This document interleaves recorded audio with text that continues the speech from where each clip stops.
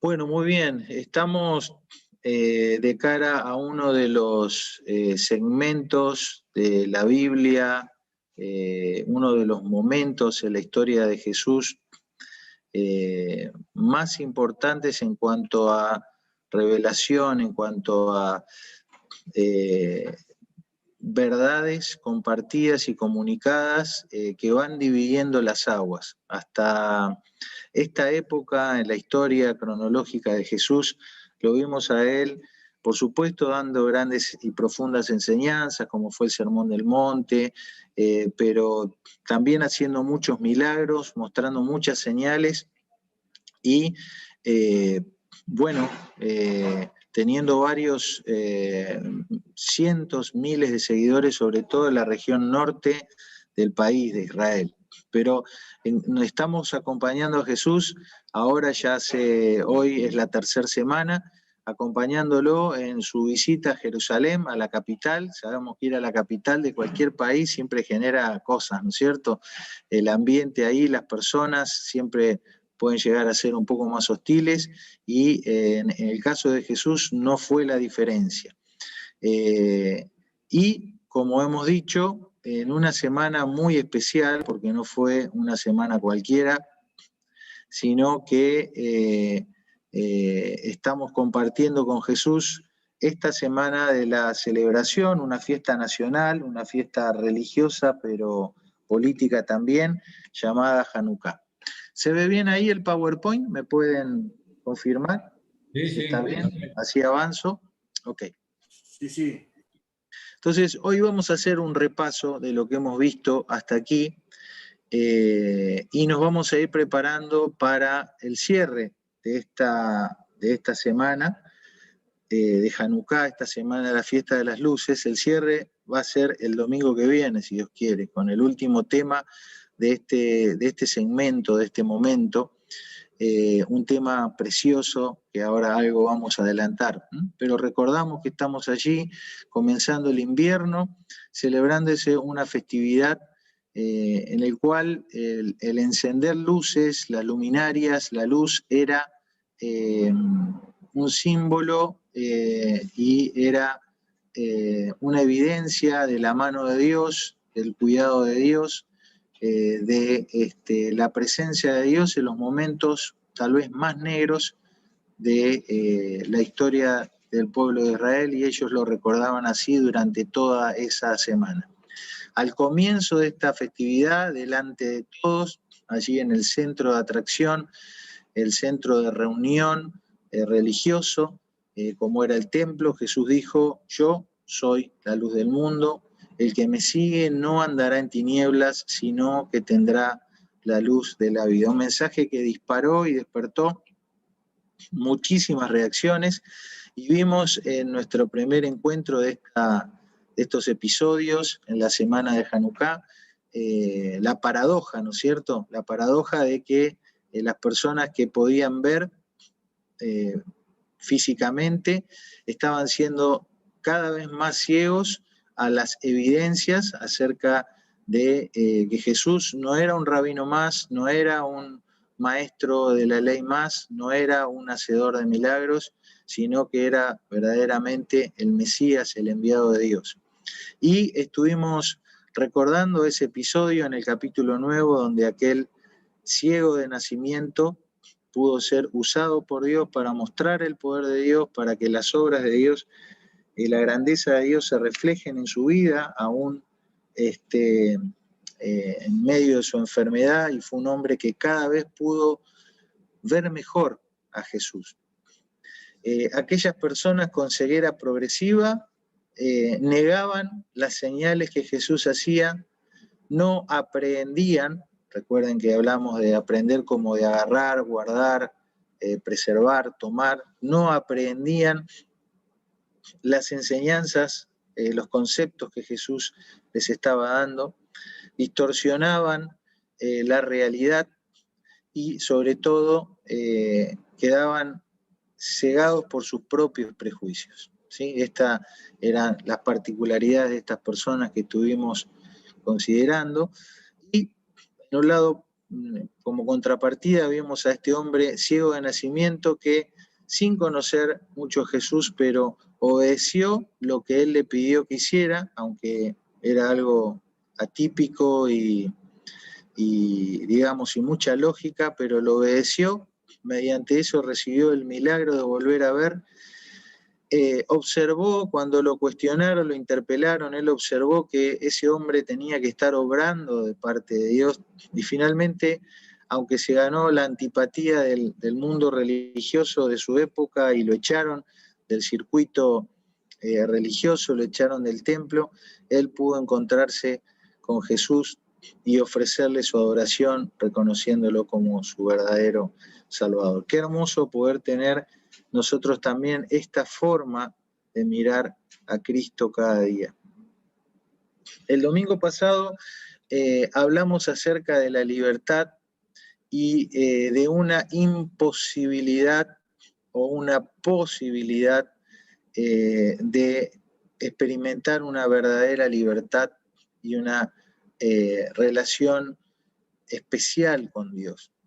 Y Jesús hizo esta declaración a su auditorio diciéndoles que había cosas que ellos no podían hacer. Y no podían hacer ciertas cosas por una cuestión de origen y de estado, ¿no? Él dijo, mi origen, mi lugar es de arriba, no soy de este mundo, sin embargo, ustedes son de acá abajo, son de este mundo. Y estuvimos considerando a qué nos referíamos con mundo, y de alguna manera mencionamos que el mundo, refiriéndose al sistema en el cual todos vivimos y estamos inmersos, que si bien tiene cosas buenas, lindas, debemos asumir y reconocer que no es un sistema ni perfecto ni perfectible, y que así como está un mundo de espaldas a Dios, es un mundo que va a la perdición. Estas personas no eran conscientes de esto. Los griegos, los que, digamos, estaban embelesados por el pensamiento griego de aquella época, veían al mundo y a todo lo que pasaba acá como algo estéticamente perfecto. Los judíos y los religiosos vivían en su mundo de su religión, y ambos estaban inmersos en una oscuridad que no alcanzaban a distinguir, no eran conscientes de ese fallo estructural del sistema, lidiaban con las cosas, pero no veían lo corruptible del sistema y estaban acostumbrados a su ambiente, ¿sí? Y bueno, como la rana que se cocina a fuego lento y no se da cuenta del cambio de la temperatura del agua hasta que está hirviendo en esa agua, así también el mundo en general, las personas que nacimos y vivimos en este sistema de abajo, como dijo Jesús, estamos destinados y condenados a al mismo fin que esta ranita. Por eso necesitamos la intervención de Dios para que de arriba nos venga algo que de acá abajo no podemos tener. Y entonces es así como la libertad en Cristo es posible, pero va acorde a un proceso. Y habíamos dicho cómo Jesús le dijo precisamente estas palabras como un condicionante a estas personas que habían creído, ¿no? Porque uno dice, bueno, ya está, creo en Jesús, es suficiente. Y destacamos cómo las personas que habían creído en Jesús terminaron en este mismo capítulo 8 blasfemando contra él, porque el poder ir identificando o aceptando verdades respecto a Jesús es parte del proceso, pero no es todo el proceso. Necesitamos hacer y afirmarnos en lo que acá Jesús mismo está diciendo, permanecer en su palabra, ser verdaderamente sus discípulos, conocer la verdad para poder experimentar esa verdad, ¿sí? Y habíamos esquematizado eso diciendo que el permanecer en la palabra de Dios es confiar en el proceso y en quien lo lleva a cabo. Confiar, aunque no entendamos todo, confiar en que las cosas que Dios va demandando de nosotros los principios que Dios nos pone para obedecer, las cosas que Él nos pide que dejemos, los sacrificios que Él demanda de nosotros, los hábitos que nos dice que incorporemos, y la confianza que nosotros debemos poner en Él, es algo fundamental para que el proceso avance y para que se llegue a cabo y se concrete esa vida en libertad. Si hacemos lo anterior, vamos a estar expresando o demostrando que verdaderamente somos sus discípulos, ¿sí? Y elegir a Jesús como nuestro maestro y elegirlo a Él o asumirnos como sus discípulos implica desechar a otros. Desechar otras formas de ver la vida, otras formas de valorar las cosas y poner sus estándares como mis estándares. Y de esa manera, al vivir conforme al estilo, a los principios del Señor, entonces vamos a estar expresando de alguna manera en nuestra vida cuán bueno es Él y cuán fiel es Él para nosotros, ¿sí? Es mostrar evidencias de lo que Él es a partir de nuestro comportamiento, nuestra forma de pensar, nuestra forma de sentir. Y bueno, como consecuencia vendrá esto, ¿no? De poder conocer, un conocimiento experimental, un conocimiento que tiene que ver con las convicciones, con algo que nos arraiga a Él, y de esa manera poder sentirnos libres, ¿sí? Libres de el peso de que tantas personas que no tienen a Cristo cargan, ¿sí? El peso de la incertidumbre, de la angustia, de la culpa, de la falta de perdón, de la falta de sabiduría, y de tantas otras cosas que podríamos detallar. De todas esas cadenas somos libres cuando tenemos este conocimiento experimental de Cristo por haber decidido y estar siguiendo sus pasos, ir en pos de Él, y cuando confiamos en que todo ese proceso y permanecemos en ese proceso. Bueno, el próximo domingo, si Dios quiere, pasando al capítulo 10 de Juan, que es el último capítulo que estaría dentro de esta cronología, de esta semana de Hanukkah, de la fiesta de las luces, nos vamos a encontrar con estas preciosas declaraciones tan conocidas para muchos, ¿no? Incluso para gente que no es habitué de la lectura bíblica, pero poder ver a Jesús como el pastor o como el buen pastor es una metáfora poderosísima y tan clara y tan contundente, ¿no? Y qué bueno va a ser que cada uno de nosotros pueda verse como una de estas ovejitas que camina en pos del pastor, detrás del pastor, siguiendo sus pisadas, sometidos de alguna manera a su cuidado, confiando en su cuidado, evidenciando la fidelidad del Señor a partir de dar mis pasos en pos de Él, atrás de Él. Sin embargo, en el día de hoy necesitamos hacer una pausa para revisar algunas verdades que están en estos pasajes, en estos 3 capítulos que hemos estado considerando, algunas verdades que por ahí son más de tipo teórico, pero que considero que son fundamentales para conocer a esa persona que está ahí. Claro, es un dibujo, la vemos de espalda, pero ¿quién es el que va ahí adelante? ¿Quién es el pastor? ¿Quién es ese que va ahí adelante y que dijo, yo soy la luz del mundo? Esa es la pregunta para respondernos hoy. Y considero que es fundamental que tengamos claridad de conceptos en un mundo que ha distorsionado grandemente la imagen y la esencia de lo que Jesús es.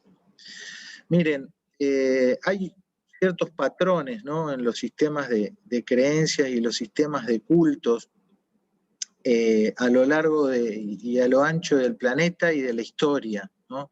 La mayoría de los dioses son étnicos, es decir, todas las figuras idolátricas, los dioses de América, de Europa, de Asia, de ahora y de antes, siempre van teniendo un perfil que es similar al de la etnia, al del grupo que lo venera y que lo adora, ¿sí? Por eso hay tantos, porque son imágenes, construcciones imaginarias, porque sabemos que no son verdaderos, pero son construcciones imaginarias que las van elaborando las personas conforme a su lugar, a su tierra, a su clima, a su idiosincrasia, a su cultura. Son dioses del grupo, de ese grupo. Y al ir cambiando los grupos, van cambiando los dioses, y al ir cambiando el clima o la geografía o los momentos históricos, estos dioses van cambiando. Al ser de alguna manera una imitación, una imagen de lo que son las personas, estos dioses también van formando familias, ¿no? Y entonces hay, como los conocidos dioses de Grecia y Roma, uniones de todo tipo, incestuosas, hijos, abuelos, hermanas, madres, y todo tipo de entreveros. Pero esto es lo que se genera en el imaginario de las personas cuando de espaldas al Dios verdadero van construyendo sus propios dioses. Y lamentablemente esa forma, ese estilo, esa estructura de pensamiento que ha llevado a la humanidad a inventar sus propios dioses étnicos, dioses hechos a su medida, a su cultura, a su forma de ver la vida o a sus necesidades puntuales, lamentablemente esa influencia tóxica ha contaminado la concepción que se tiene de Jesús. Tenemos un Jesús que puede aparecer con facciones europeas, tenemos un Jesús que aparece en una organización familiar, con la madre, con el padre, con no sé quién más. Tenemos un Jesús que es más que nada un agente de bolsa, que si yo le doy tanto, él me va a dar tanto. Tenemos un Jesús que he visto como un humanista, como un hombre, un modelo a seguir, como un revolucionario. Y tenemos en los últimos tiempos un Jesús que puede ser visto como un personaje de novela, como un personaje de la Edad Media y últimamente como un personaje de este mundo totalmente desorientado en cuanto a lo que es la ideología de género. La pregunta ¿es Jesús algo de esto? Dijo Dios ya hace mucho tiempo, no vayas tras otros dioses, estos dioses de los pueblos que están a vuestro alrededor. No vayas tras de ellos, porque Dios no tiene nada que ver con esos dioses étnicos construidos en la mente, en el imaginario de la gente. Y Jesús no puede ser un hombre, un diseño símil Dios que nosotros construyamos conforme a lo que nosotros nos parece que tiene que ser. Por eso tenemos que empezar a recordar quién es Dios y cómo Él se describe a sí mismo. Nosotros creemos y confiamos en un Dios que es único porque es eterno y es único porque es creador. Y así fue como Él se presentó en aquella encuentro o aquel reencuentro con el pueblo de Israel después de algunos años de silencio, ¿no es cierto? Y por mano de Moisés, que tenía que ser ahí el líder, Moisés le dijo, bueno, si me preguntan quién me manda, ¿qué les voy a responder? Y respondió Dios a Moisés, yo soy el que soy. Y dijo, así dirás a los hijos de Israel, yo soy, me envió a vosotros. Bueno, yo soy no es un nombre, ¿no? No es un nombre, pero es una declaración, porque es un juego de palabras que dice poco, pero dice mucho.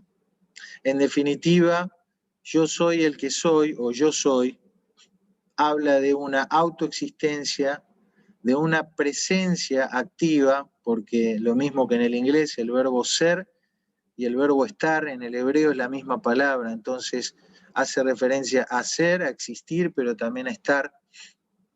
Pero también hace referencia a ser el agente causal, es decir, aquel que hace que las cosas sean.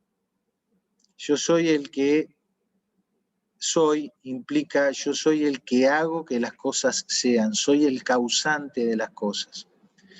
Hace referencia a su autosuficiencia y hace referencia a que Dios es atemporal, porque en el hebreo los verbos no se conjugan en pasado, presente y futuro. Es decir, que esta frase, yo soy el que soy, también podría ser, soy quien fui y seré lo que soy.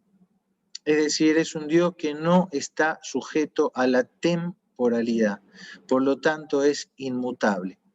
Todos estos principios están detrás de esta expresión yo soy o yo soy el que soy. Y así fue como Dios se presentó nuevamente a su pueblo, a un pueblo que lo había olvidado o que había perdido de alguna manera la noción de Dios. Yo soy el que soy, es autoexistencia, es presencia activa, es ser el causante de que las otras cosas sean, es el ser autosuficiente, quien es atemporal y quien es inmutable.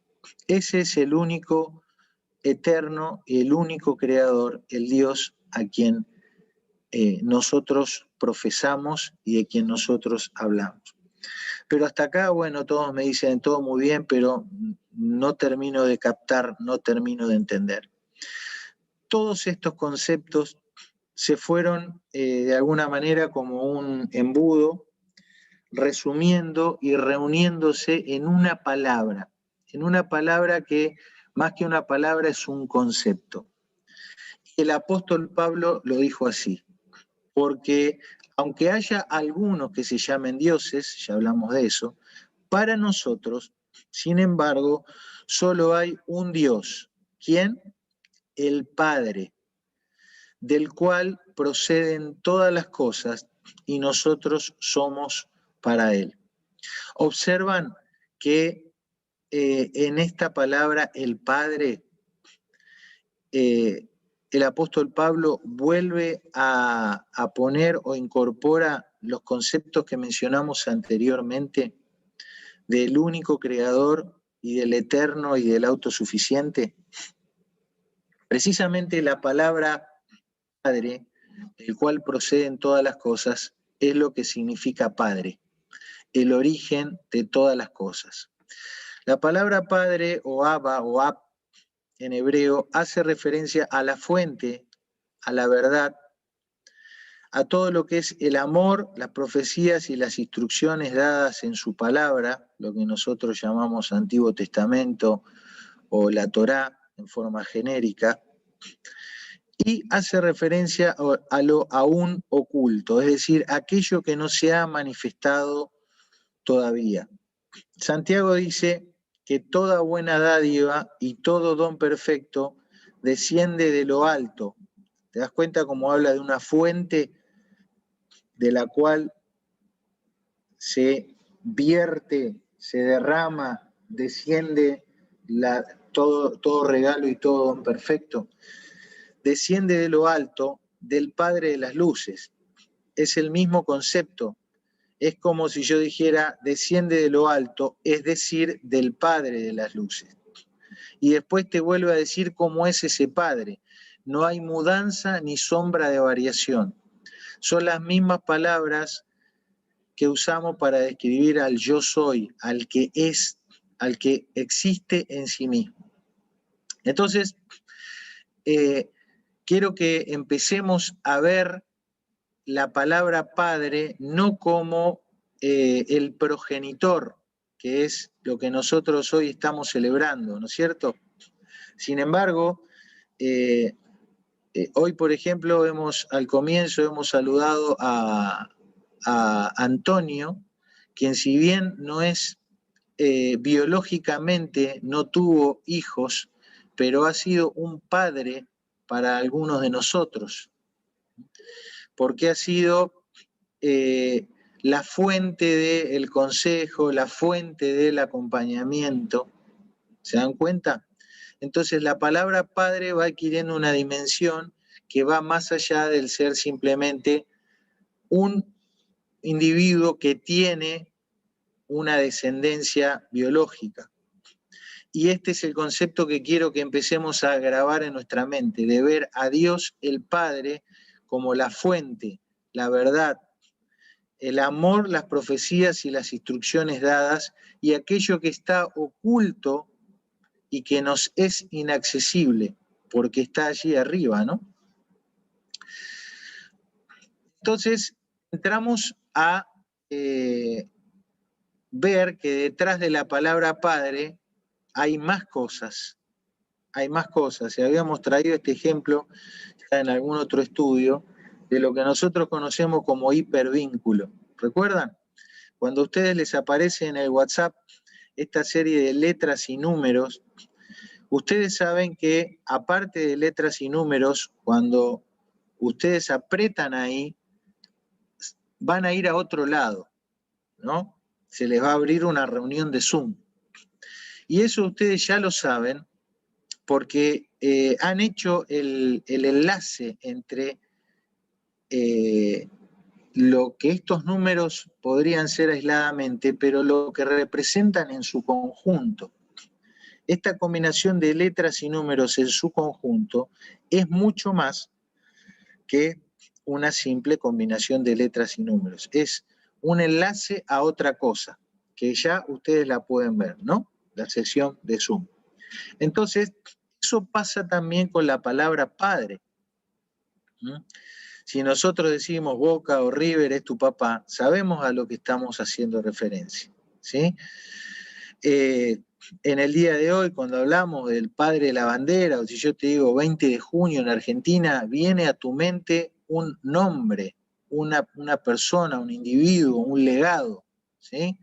Manuel Belgrano. Entonces, fíjense cómo la palabra padre va teniendo este hipervínculo a todo lo que mencionamos anteriormente, ¿eh? La fuente, el origen, lo que está oculto y de donde proceden todas las cosas. Pero por otro lado está el concepto de hijo. En algún momento también los hemos estudiado, y cuando hablamos de hijo, este es otro hipervínculo. ¿Y tiene que ver con quién? ¿Con un descendiente? Bueno, sí, pero hay más, hay otra cosa atrás de esta palabra hijo o la palabra ben. E insisto por ahí en decirla en hebreo, no para complicarnos la vida, sino para limpiar un poquito nuestros esquemas mentales, ¿sí? Porque cuando pensamos en padre, ya automáticamente estamos asociando con una figura humana de alguien que tuvo un hijo, y cuando decimos hijo, estamos asociando a una figura humana de alguien que viene de un padre. Sin embargo, al hablar de Abba o hablar de Ben, quiero que entremos a grabar este otro concepto, el concepto de fuente, de origen, oculto de las cosas, inaccesible, y cuando hablamos de Ben, que podamos ver a aquel que es el portador o el merecedor de todas estas cosas. Entonces, hay un concepto en estas dos palabras. Dos palabras que van describiéndonos, explicándonos y permitiéndonos conocer más y mejor a ese Dios que allí a Moisés hace 3.500 años se le reveló como el yo soy el que soy. el autosuficiente, el causante, agente causal de todas las cosas, el atemporal, el que existo y el que soy por mí mismo y para siempre. Entonces, si Abba es la fuente, entonces el Ben es la luz, porque una luz que nosotros vemos sí o sí tiene que estar ligada a la fuente. No existe una emanación de luz que sea independiente o que se pueda cortar de la fuente que la genera. Y nosotros podemos no ver la fuente, pero sí ver la luz y saber que esa luz está ligada a la fuente. Si el Abba es la verdad, el Ben tiene que ser el testimonio visible, público, notorio de esa verdad. Si el Abba es el amor, es las profecías o son las instrucciones dadas, el Ben tiene que ser el contenido y el cumplimiento de todas esas cosas que se han dicho de él en las instrucciones. Si el Abba es lo que aún está oculto, lo que no se ha manifestado todavía, entonces el Ben es lo manifiesto, es el origen visible de las cosas, es el origen visible de las cosas. Esto es el concepto de padre y de hijo que quisiera que empecemos a marcar y remarcar en nuestra mente, en nuestro diccionario mental, en nuestro hipervínculo mental, que va más allá de dos palabras o de dos conceptos como lo usamos en la vida cotidiana. E insisto, necesitamos tener una noción del Dios único, eterno y creador, una noción que no se limite, que no se degrade al pensamiento común y corriente de las personas de este mundo, que construimos dioses, ídolos a nuestra forma, a nuestra comodidad, a nuestra conveniencia, y que son familiares a nosotros. Necesitamos ver a Dios en el concepto de padre y en el concepto de hijo como lo que Dios es, como le pasó a aquel ciego, que cuando lo vio se postró y lo adoró. Porque si no lo vemos así, y lo vemos como un hombre bueno, como un ejemplo a seguir, como un hombre perfecto, no lo vamos a estar jerarquizando como necesitamos hacerlo, porque Él se lo merece y porque es bueno para nosotros, para poder ubicarnos en el lugar que nos corresponde en relación a Él.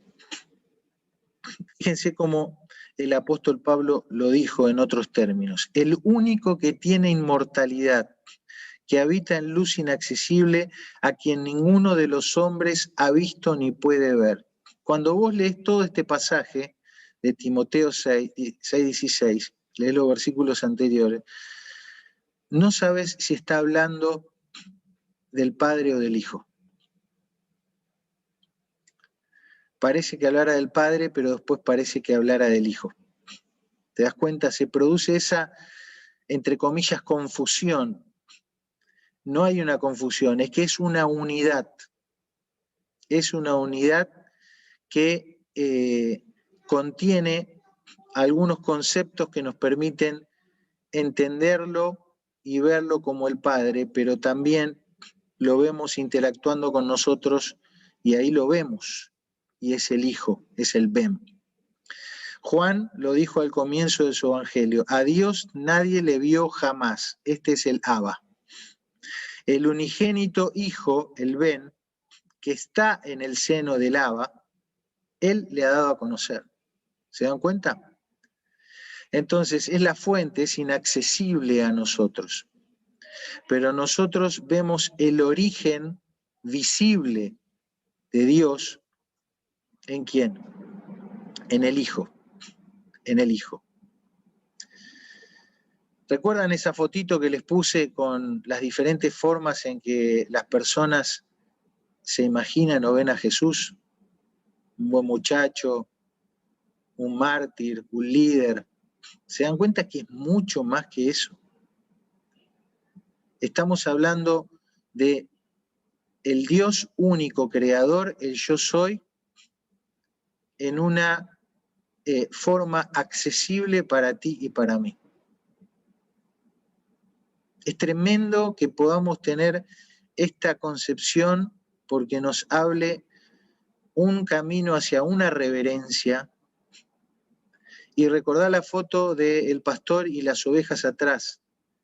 Quisiera que el domingo que viene, cuando veamos al pastor, veamos a este Ben, a este hijo, que es el que ha dado a conocer y que es el origen visible y que es el cumplimiento de las promesas y que es el testimonio de la verdad y que es la luz del mundo, que si resplandece acá es porque está ligada a la fuente, está ligada al yo soy, porque es el yo soy.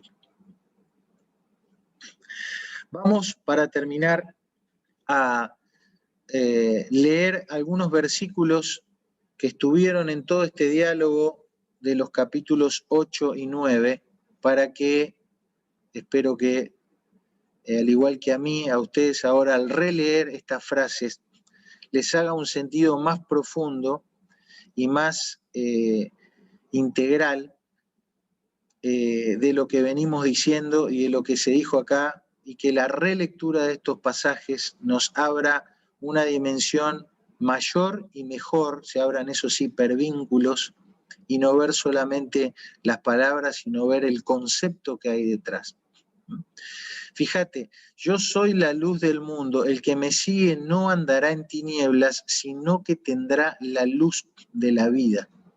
¿Te das cuenta que el único que puede ser el origen, la fuente de la luz de la vida es el Padre, es el yo soy, es el que autoexiste, el que existe por sí mismo? Y que eso está accesible para vos y para mí en la persona del Hijo de Jesucristo, de quien estamos leyendo. Por eso esta declaración que él hace es tremenda. Fíjate el 8:16, si yo juzgo, mi juicio es verdadero, porque no soy yo solo, sino yo y el que me envió, el Padre. ¿Te das cuenta cómo no es un señor viejito con barba que le dice al nene, nene, anda al mundo, bajá y hablales de mí? Sino que es una unidad, el único y sabio Dios, el único Dios creador, el yo soy, que es fuente, porque es el Padre, pero que es el testimonio visible y verdadero, es la luz que nosotros podemos ver y seguir, porque es el Hijo. Yo soy el que doy testimonio de mí mismo y el Padre que me envió da testimonio de mí. La pregunta es, ¿cómo el Padre, que es la fuente, da testimonio del Hijo? Bueno, la forma más clara y contundente en que el Padre, la fuente, da el testimonio del Hijo es la misma palabra de Dios. Son todos los escritos de las instrucciones de Dios, de las promesas de Dios, que describieron cómo el Hijo, Dios mismo, disminuido y corpóreamente visible y accesible a nosotros, habría de vivir. Entonces Jesús es el Hijo de Dios porque Él cumple con todas esas cosas que estaban escritas de Él en la palabra de Dios. Avanzo. Ellos no entendían, ¿no? O no querían entender. ¿Dónde está tu Padre? Respondió Jesús, ni a mí me conocéis ni a mi Padre. Si a mí me conocieseis, también a mi Padre conocerías. Porque hay una unidad en esencia, una unidad esencial. ¿No? Y entonces les dice, por esto os dije que moriréis en vuestros pecados, porque si no creéis que yo soy, en vuestros pecados moriréis.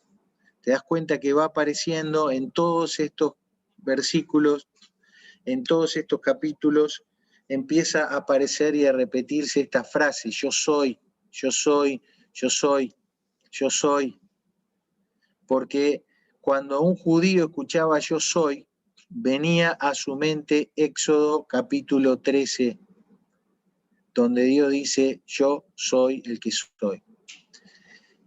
Y ninguna de estas personas tenía esperanza de vida y de poder tener una vida verdadera si ellos no se rendían y no asumían que estaban delante de ellos ese Mesías, el ungido, el el heredero, el portador de la gloria del Dios inaccesible.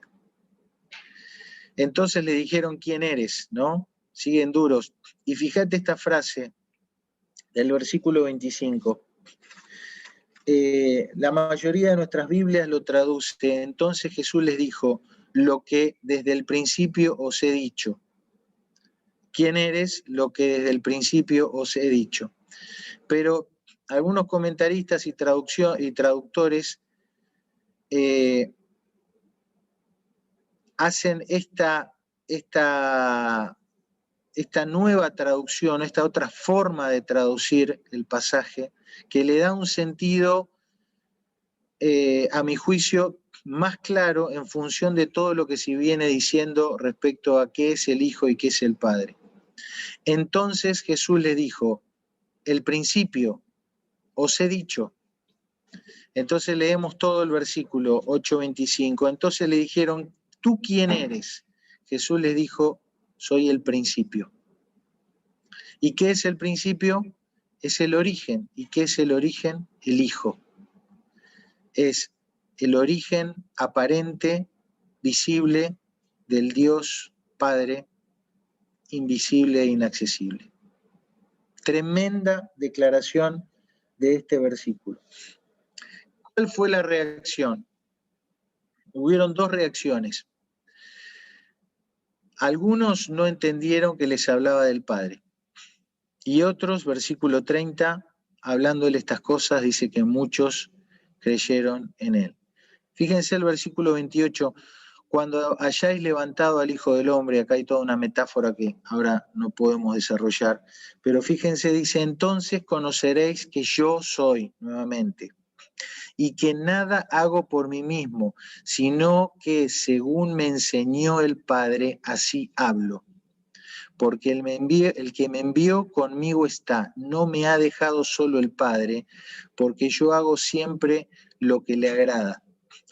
Te das cuenta que no podemos caer en una mirada concreta y simplista de decir: bueno, entonces Jesús en el cielo se sentó y el Padre le dio lecciones y le enseñó, y entonces él aprendió, y entonces viene acá y se comporta en forma obediente.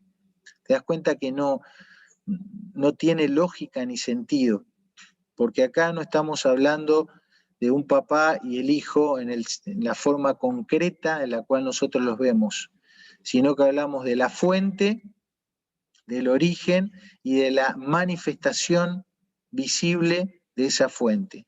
Hablamos de las promesas y de las verdades escritas, establecidas en las leyes y en las instrucciones de Dios, y hablamos en el cumplimiento de cada una de esas promesas. Hay un pasaje en el Salmo 40 donde se habla de que el Hijo viene y dice: en el rollo del libro está escrito de mí. Es decir, que Dios escribió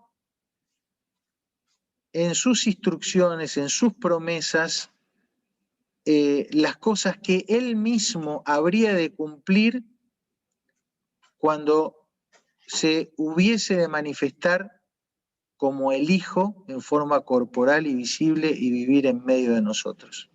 Sí, es como que Él escribió su plan, su proyecto, su mensaje, sus promesas, y cuando vino a este mundo en el Hijo, las cumplió. ¿Sí? Las cumplió porque eran sus propias palabras. Y al entender esto, muchos creyeron en Él. Hubieron algunos que no, ¿no? Ya dijimos que algunos tuvieron eso de creer transitoriamente, pero después tuvieron estos diálogos hostiles con él, porque no pudieron permanecer, no pudieron alinearse detrás de semejante desafío que los obligaba a abandonar sus sistemas religiosos, sus tradiciones, sus costumbres, para ajustarse a la autoridad que Jesús venía a manifestar que tenía.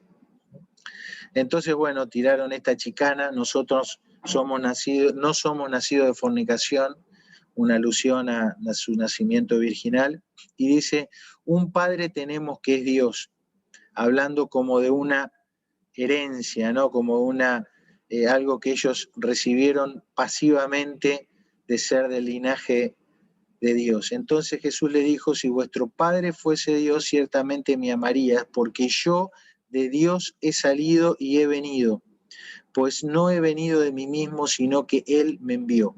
Nuevamente, clarísima la relación entre fuente como origen en el yo soy y el origen aparente, accesible a nosotros en el Hijo, en el portador de esa gloria, de esa autoexistencia del yo soy. ¿Por qué no entendéis mi lenguaje? Les dice, porque no podéis escuchar mi palabra. ¿Sí? Estas personas no digerían esto. No digerían esto porque eran de abajo, ¿sí? Eran del mundo y estaban contentos y cómodos cocinándose en el agua tibia que cada vez se les ponía más caliente como a la ranita. Bueno, traen a Abraham a la conversación y fíjate lo que dice Jesús. Abraham, vuestro padre, se gozó de que había de ver mi día, lo vio y se gozó, ¿no? Como que Abraham, 2000 años antes de Jesús, habría visto con esos ojos de la fe, o tal vez en alguna revelación especial, habría visto la llegada del Mesías, del enviado de Dios. Bueno, esta gente lo entendió en una forma muy concreta, no captó el mensaje. Les dijeron los judíos, aún no tiene 50 años y ha visto a Abraham. Jesús les dijo, de cierto os digo, antes que Abraham fuese, yo soy. Y entonces tomaron piedras para arrojárselas. Aquí la declaración de Jesús es más que clara para estas personas que conocían y sabían qué representaban estas palabras y este concepto. Y espero que para nosotros también quede claro que Jesús, como el Hijo de Dios, no es una construcción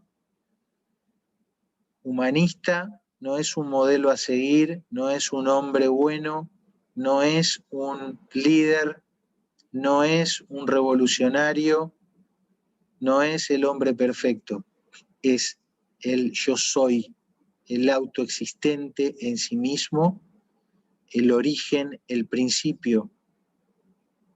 Es el portador de toda la gloria de Dios. Para terminar y ver un poquito más lo que los ató, lo que los terminó de cegar a estas personas que escuchaban todas estas cosas, Jesús le dijo, conoceréis la verdad, es una referencia directa a Dios, y la verdad os hará libre, y es una referencia directa a Él mismo, obviamente. Ellos le dijeron, linaje de Abraham somos, y jamás hemos sido esclavos de nadie. ¿Cómo dices tú, seréis libres? Y fíjense lo que le dice Jesús, ¿no? Yo sé que sois descendientes de Abraham, pero procuráis matarme porque mi palabra, que es la palabra de Dios, no haya cabida en vosotros. Yo hablo lo que he visto cerca del Padre, y vosotros hacéis lo que habéis oído cerca de vuestro Padre. Entonces, acá hay un juego de palabras interesante. En primer lugar, en el 8:33, ahí arriba, el concepto popular que todo israelita tenía, y es que ellos consideraban que por ser descendientes sanguíneos de Abraham, tenían ganado una herencia en el cielo, en la vida por venir, porque era su derecho de sangre, su derecho de herencia. Y acá Jesús les dice, miren, ustedes pueden ser descendientes de Abraham, podés tener genes de Abraham, pero ustedes tienen otro padre, porque hacen lo que es de ese otro padre. Y ese otro padre es el diablo, es el padre de la mentira, la fuente de la mentira y el engaño. Entonces, este es el panorama de estas personas, confiados en su linaje, en su herencia, en sus tradiciones, en su sistema religioso, en sus recursos desde el punto de vista humano, pero resistiendo la palabra de Dios, resistiendo a Jesús, resistiendo al Hijo. Y por lo tanto Dios mismo no estaba teniendo cabida en ellos.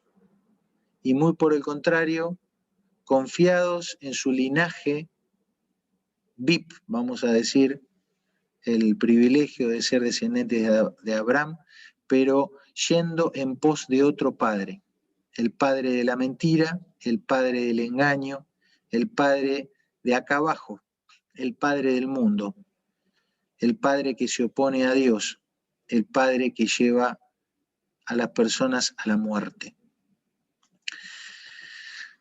Este episodio termina feo, ¿no? Porque Jesús, cuando tomaron piedras para apedrearlo, se escondió, salió del templo, atravesando por en medio de ellos y se fue.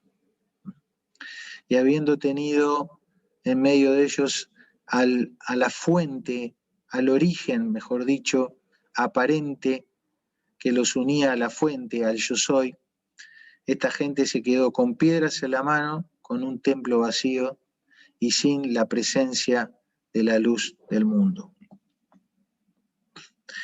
¿Cómo va a ser tu vínculo, el hipervínculo hacia ti con el Padre y con el Hijo? ¿Cómo vamos a vivir este día, esta semana, esta vida breve que nos queda en la tierra? ¿Cómo nos vamos a vincular, cómo nos vamos a relacionar con este Dios que es trascendente, que es autoexistente, que hace que las cosas sucedan, que es un eterno presente y que es inmutable? ¿Cómo te vas a relacionar con ese Dios?